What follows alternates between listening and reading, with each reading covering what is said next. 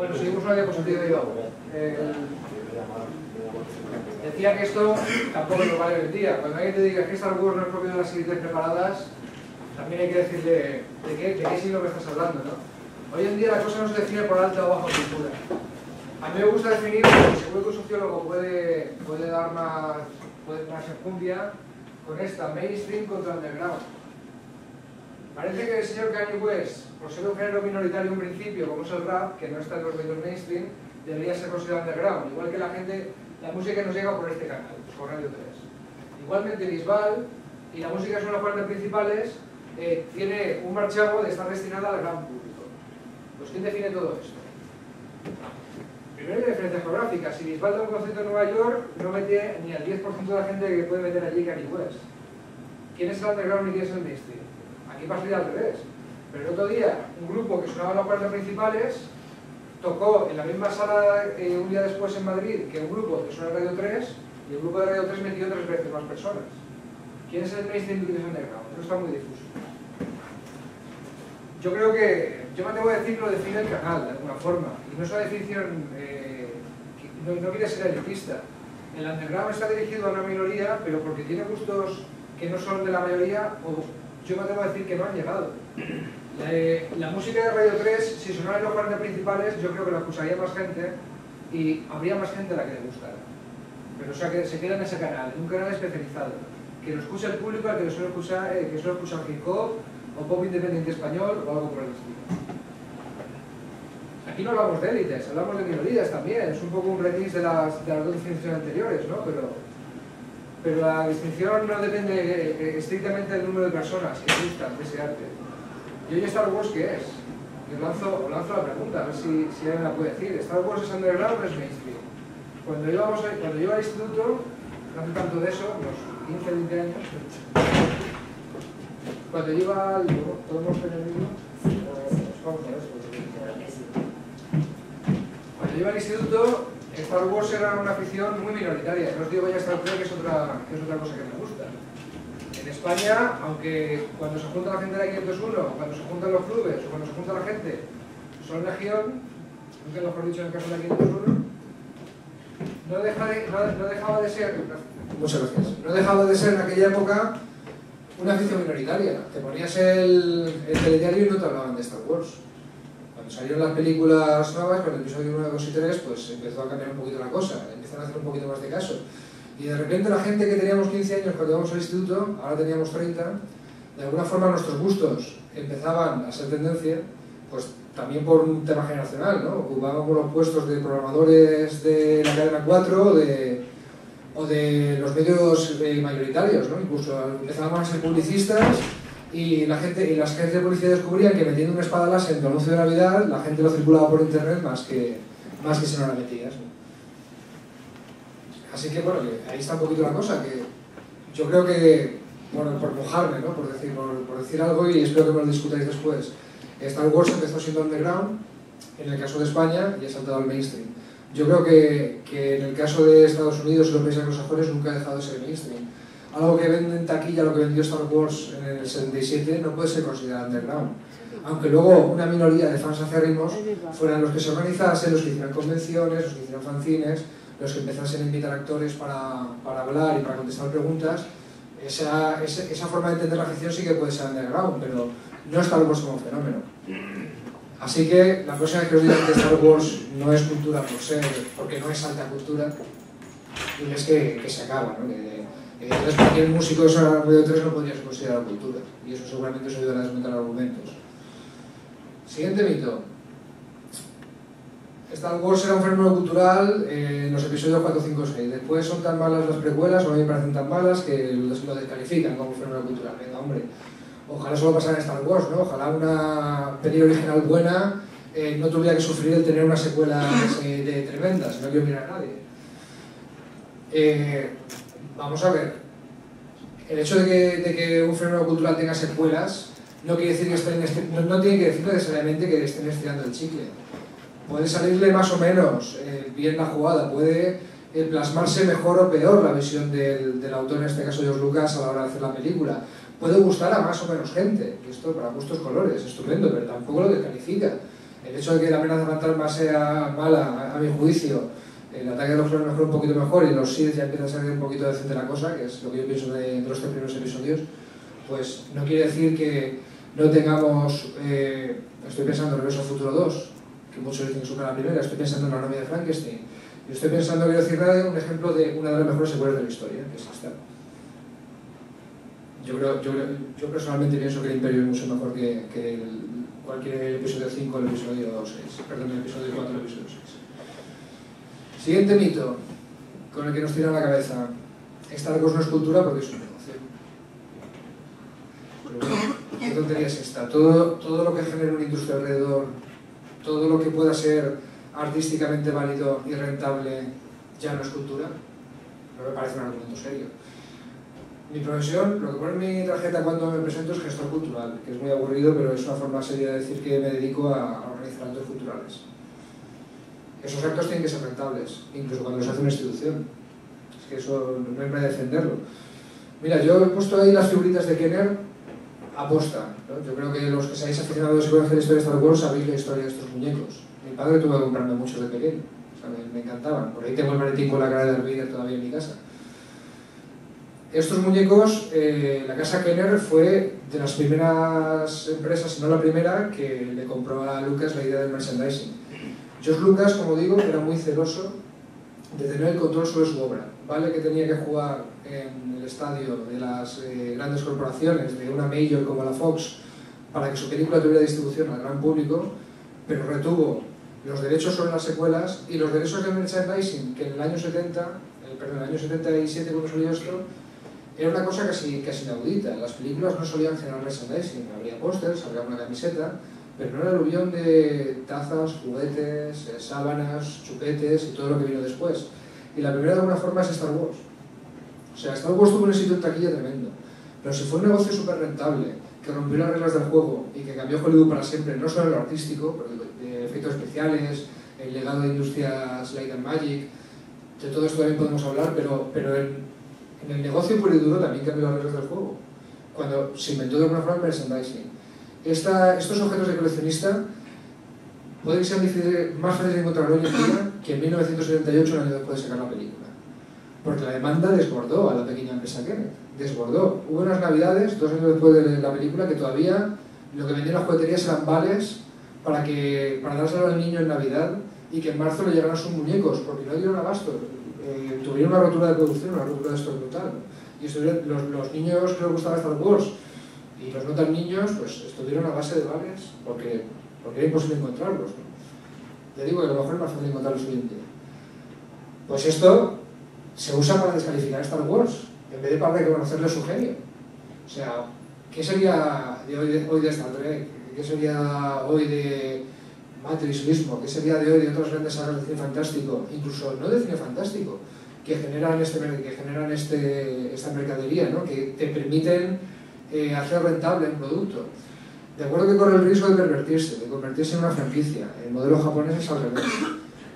Astro Boy o Akira no son personajes de cómic, sino que son elementos de una franquicia que se lanza para vender el cómic, el OVA, el anime, todo el merchandising, los derechos al extranjero, etc., ¿no?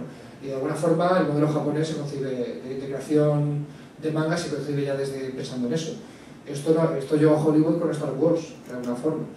Que a veces se piensa más en el merchandising que en la cosa artísticamente válida. Bueno, pues después de ver The Jar Binks me atrevo a no quitarle la razón a la gente del todo, pero reconozcas el mérito del niño. O sea, Star Wars estaba condenada a estar en el circuito minoritario de telefilmes de ciencia ficción, que era pues cómo se veía la ciencia ficción en la tele en los años 60, ¿no? Vale que hay Planeta Prohibido, vale que hay Ultimátum con la Tierra, películas de los 50 que era un género que sí que tuvo su esplendor, luego llegaría Star Trek a la televisión, los series como Perdidos en el Espacio. En los años 70 la ciencia ficción estaba muerta y enterrada, hasta que Star Wars, que no es ciencia ficción, la sacó del letargo. Pero es que ese exitazo de Star Wars no se entiende sin haber dado en el clavo con el tema del merchandising, ¿no? Ese aluvión de ingresos, esos números al final del papel que hacen que los de Fox digan, ostras, lo que tenemos entre manos, ¿no? Aparte, pues, muchas películas han sido posibles gracias a que se prevían los ingresos del merchandising, ¿no? Aunque luego hayan sido sonoros fracasos, se hubieran estudiado en taquilla, o no se hubiera vendido tantos muñequitos, pero se puso un nuevo modelo encima de la mesa. Así que yo es algo que le reconozco a Star Wars en vez de descalificarlo por ello. Y oye, esto de que la cultura sea negocio, la misma ministra de Cultura que tenemos, de lo poco bueno que ha salido por su boca desde que es ministra de Cultura, es que Gaudí, artista, modernista, que revolucionó Barcelona a principios del siglo XX, ¿de acuerdo? Gaudí hoy en día es un negocio para Barcelona, es un atractivo turístico, la gente va a Barcelona a ver la obra de Gaudí y a lo mejor no hubiera ido a Barcelona por eso. Y hay gente que paga un hotel y paga una estancia en Barcelona por ver la obra de Gaudí, atraídos por este artista. ¿Es menos arte Gaudí porque es rentable para la ciudad de Barcelona? No lo creo. Entonces no se diga que Star Wars es menos cultura por ser negocio. 5 mitos. ¿Os parece bien? ¿Estáis de acuerdo hasta ahora?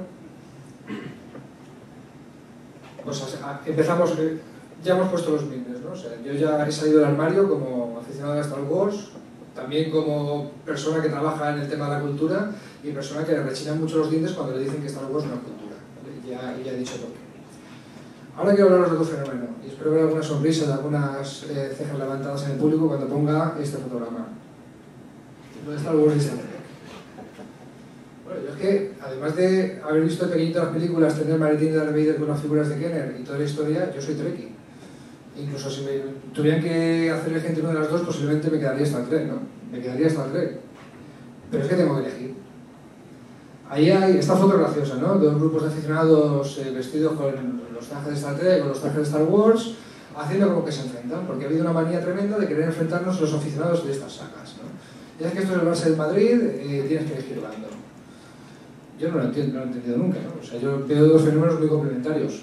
¿Conocéis Star Trek, todos los que estáis aquí? Algunos asumo que sí, ¿no? Pero básicamente, Star Trek es una serie de televisión de los 60, está aquí, ¿vale? Capitán Kirk, Spock, en las orejas puntiagudas os sonará. Todo buen aficionado a la ficción fantástica o a la ciencia ficción debería conocerlos. Ahí nos presentaba una idea muy hippie, muy de años 60 cuando nace, ¿no? O sea, pues, la humanidad se ha unido a una federación de planetas intergaláctica, explora la galaxia con fines pacíficos, en cada planeta se encuentra una historia, pero sobre todo le colaba goles a la censura. O sea, Star Trek quería hablar de la Guerra Fría, de rusos y americanos, o de nazis contra judíos, pero en vez de hablarlo en la televisión de los 60, donde eso se hubiera censurado, pues acabado razas alienígenas que tenían características que si te ponían a pensar, pues podían estar haciendo mímica del conflicto del mundo real, y te invitaba a reflexionar sobre ese conflicto, le daba otro punto de vista. Bueno, por eso Star Trek, generó una legión de fans muy fiel, ¿no? Fijaros que Star Trek duró solo 3 años, fue la primera en generar un núcleo de fans acérrimos, los llamados Trekkies, los primeros que se organizaron, que salvaron la serie cuando iba a ser cancelado después del segundo año.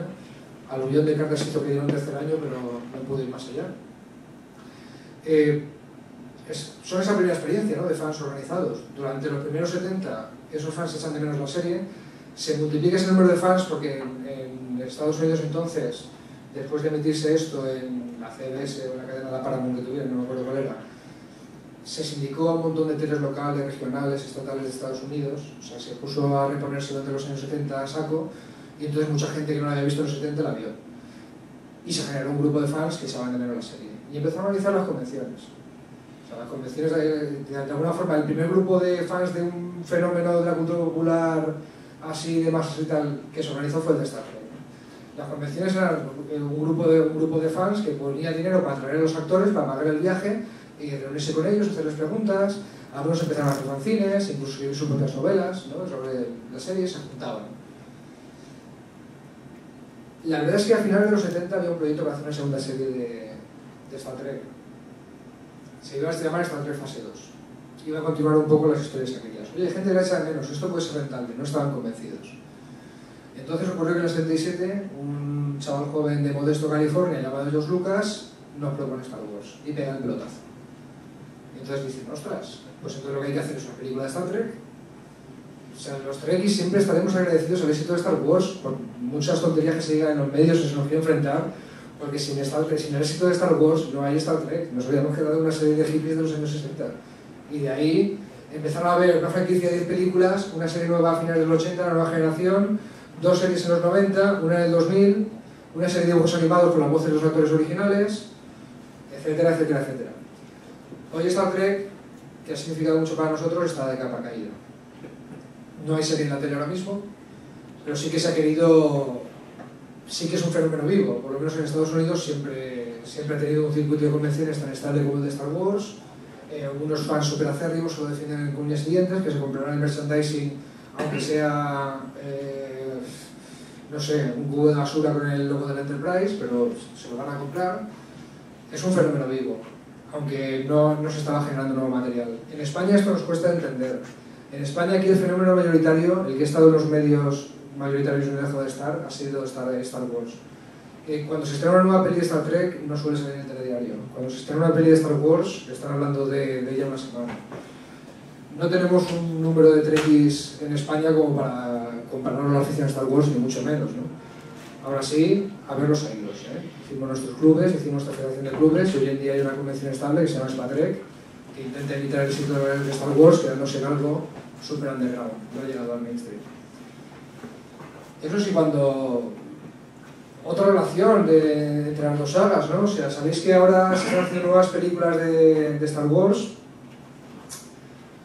Perdón, se están haciendo nuevas películas de Star Trek y yo llevo. Con esto de que te gustan las dos, a veces te puedes liar, ¿no? Pero se están haciendo nuevas películas de Star Trek y se ha buscado, siendo una cosa tan importante para la Paramount, para su productora, un fenómeno con tanta aceptación, se ha buscado un número uno. Se ha buscado a J.J. Abrams, que os sonará, productor de Alias, Lost, Fringe, películas como Misión Imposible 3, Monstruoso, aunque esa no debería mencionarla porque es horrible. J.J. Abrams, una superestrella mediática, se le ha confiado el, oye, tú encárgate de soltar la franquicia de Star Trek porque estaba muerta. Y si os ponéis los extras de DVD de la nueva peli de Star Trek, que está muy bien, lo primero que dice J.J. Abrams, cuando se sentó a ver con su equipo, vamos a ver, ¿cómo relanzamos Star Trek? Es decir, primera pregunta, ¿qué podemos aprender de Star Wars? Claro, las historias de Star Trek en formato televisivo, pues encajan mejor que en formato cinematográfico. En las series, esos dilemas morales, esas metáforas sobre cosas que están pasando en nuestro mundo, en un formato de 40 minutos lo puedes desarrollar sin matar al público de reflexión tampoco. Sin embargo, ellos dirán, pero ¿quién es el número uno en cuanto a acción, en cuanto a sentido de la aventura, en cuanto a sentido de la maravilla, en cuanto a todo lo que queremos que la gente vea en Star Trek? O sea, no cambiar el caramelo, pero sí ponerlo un poquito bonito en el envoltorio, ¿no? ¿Cómo lo hacemos más adelante? ¿Quién es el número uno en eso? ¿Star Wars? O sea, los que reconocemos que en cuanto a acción, en cuanto a sentido de maravillarte, en cuanto a estar en la sala de cine disfrutando como un niño, o eso, es la película de Star Wars las que marcaron el camino. Así que incluso el encargado de soltar la franquicia de Star Trek, Trek y Convicto y Confeso, desde pequeñito, él lo reconoce. Así que, por favor, la próxima vez que seáis aficionados a Star Wars y os crucéis con un Trekkie y penséis que hay una ley no escrita que os obliga a darle una colleja, o a llevaros mal con él, o a no poder disfrutar de lo que disfruta también, por favor, pasad de aquello. Es perfectamente posible disfrutar de ambos. ¿De acuerdo? Disfruta de ambos. Ya la última parte de la conferencia, y luego si queréis dialogamos y preguntamos, quería hablar un poquito de Star Wars como fenómeno. Esto se titula Star Wars, fenómeno de la cultura popular, que primero he demostrado que es cultura, que es parte de la cultura popular. Segundo, lo he comparado con otro gran fenómeno de la cultura popular muy afín a él y que yo creo que es complementario perfectamente y no excluyente. Ahora vamos a hablar un poquito de ese fenómeno, de por qué Star Wars es un fenómeno, ¿no? Y sin dar muchos datos exactos, porque sabía que aquí va a haber muchos aficionados a Star Wars con muchos más datos que yo, tampoco quiero mezclarme, pero voy a dar unas pistas que a mí también me sirven para a alguien que no sabe nada del tema indicarle por dónde va Star Wars como fenómeno. Mira, esto es una convención, por ejemplo, ¿no? Es un montón de... Vamos a ver, ya hemos dicho que Star Wars fue un éxito mundial sin precedentes que cambió el cine para siempre, ¿no?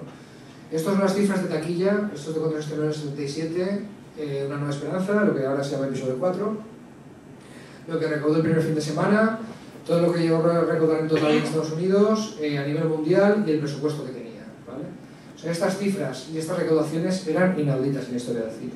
Como digo, esto cambió las reglas totalmente de lo que era Hollywood en ese momento. Cambió también las películas que se ofrecían, ¿no? Porque evidentemente Star Wars conectó con una audiencia joven, Los estudios estaban dándole vía libre a Spielberg, a Scorsese, a Brian De Palma en un intento de conectar con la audiencia joven, y George Lucas lo consiguió con nota. ¿Vale? O sea, ya con esto podríamos decir que Star Wars es un fenómeno, desde luego. O sea, estas cifras todavía hoy en día son alucinantes, ¿no? Incluso cuando las nuevas películas tienen 10 veces más que el presupuesto que la primera, el porcentaje de grabación es brutal. Podemos hablar del universo expandido. Alguien puede decir, pero 3 películas, bueno, 6 películas, bueno, también la serie del Ataque de los Clones, bueno, también, ¿eso da para una saga de...? Pues mira, sí, porque Star Wars no se queda allí. Star Wars son las novelas, Star Wars son los videojuegos, Star Wars es todos los libros que salen. Y aquí quiero decir que Star Wars son, porque por ejemplo Star Trek tiene un modelo parecido. Star Trek tiene novelas, tiene videojuegos también para aburrir. Star Trek además tiene 5 series de televisión, 10 películas, etc.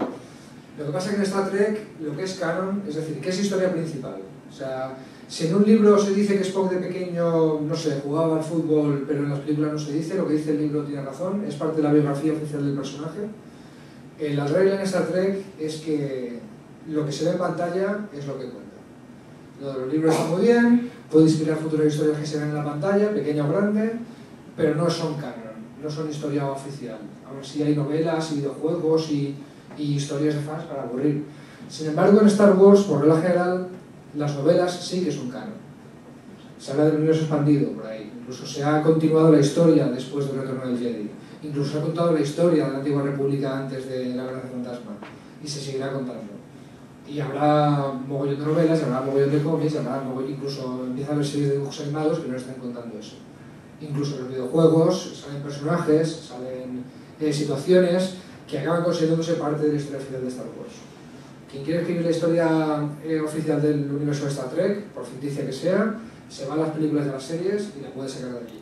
Quien quiere escribir en orden cronológico todo de Star Wars, tiene trabajo, tiene mucho trabajo. Por lo tanto, es un universo creativo brutal, ¿no? O sea,